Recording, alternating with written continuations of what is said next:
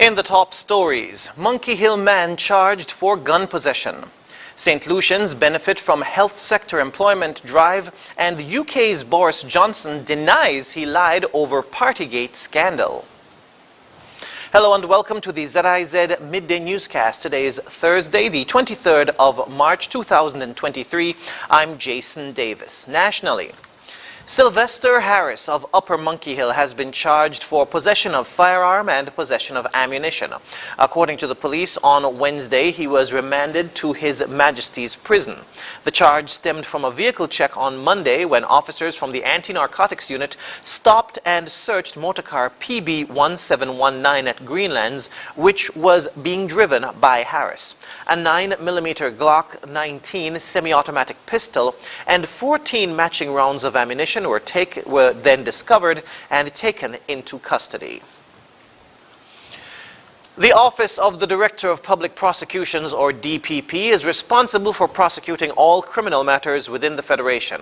That's according to Acting DPP Greatest Gordon Hazel during her appearance on ZIZ Radio's program Policing with You on Thursday. She explained that the DPP is a constitutional post, noting that this designation gives the DPP the power to take over criminal cases.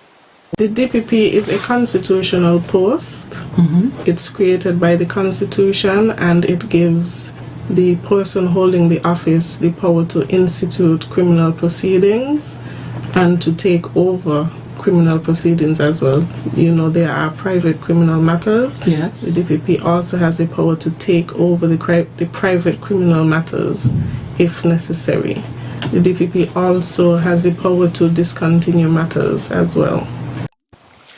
Gordon Hazel also provided instances where the DPP will intervene in a private criminal matter.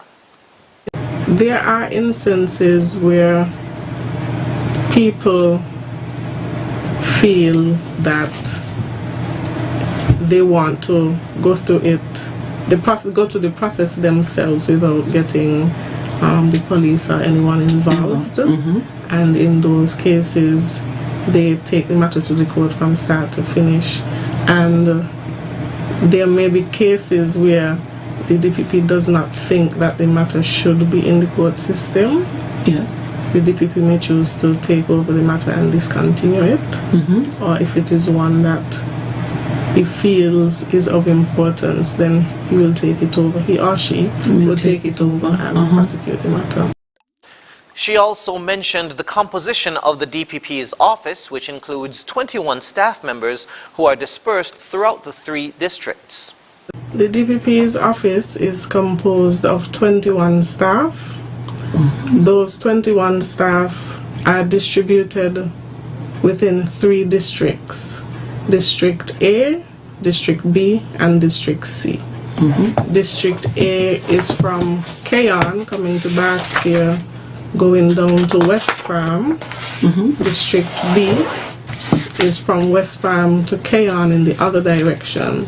And District C is the whole of Nevis.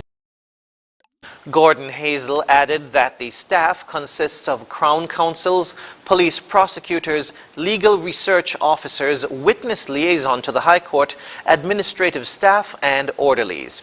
Policing with You airs every Thursday at 9:30 a.m. on ZIZ Radio during the morning show with GQ.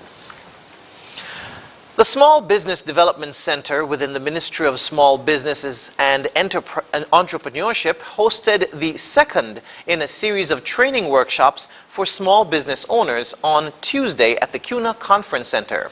Permanent Secretary of Small Business, Delreen Taylor, said 78 participants registered for the workshop, which was centered on grant readiness. Taylor welcomed the participants and added that the ministry will continue to ensure that small business owners receive the necessary technical support needed to grow their business. She said, quote, "We want to be more active in terms of delivering workshops so that you can be more well informed about what's happening and areas where we can develop small businesses, because it is our mission to transform the micro, small, and medium-sized sector within St. Kitts and Nevis through entrepreneurship and economic value creation," end quote. The workshop will run throughout the year and will benefit small and medium-sized businesses, especially as the unit continues its mandate to strengthen small businesses across the Federation.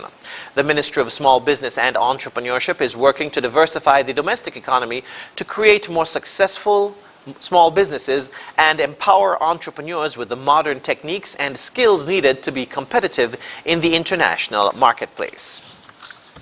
Moving now to news on the regional scene, a cohort of St. Lucians has benefited from an employment drive targeted at individuals with a background in the health sector. They are prepared to leave the island for the UK to deliver geriatric care.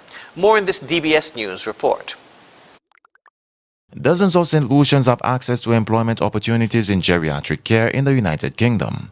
The joint initiative was made possible by Travel and Leisure Centre (TLC) and the Caring People Recruitment Agency. Candidates for the program were drawn from a pool of individuals who have a background in the healthcare sector, with particular emphasis on training in elderly care. According to the Managing Director at TLC, Adrian Popo, the employment drive has registered significant success since its inception. He asserts that the program has evolved into an export product that a growing number of St. Lucian families have been able to directly benefit from. Interviews for caretaker positions took place last week, and according to Popo, over 60% of candidates were successful. We're happy that we're able to so far secure jobs for over 50 St. Lucians throughout last year, and this time it's a bigger drive because our client actually came down to St. Lucia to do the recruiting and the interviews. So the response has been very great, and it's a good initiative for St. Lucians and St. Lucia to export St. Lucia. This is another way how we export St. Lucia, and the livelihoods of so many people are changing with this program and with this opportunity. Meanwhile, Recruitment Director at Caring People Recruitment Agency, Ben Livermore, explains that the company has been sourcing prospects to work in the private elderly care sector for several years. He says there are many benefits to the program. Among them are the financial and economic advantages and the opportunity to practice in the international caretaker industry. The first cohort of candidates is set to begin work in May of this year. Obviously, there's two sides to the program. First of all,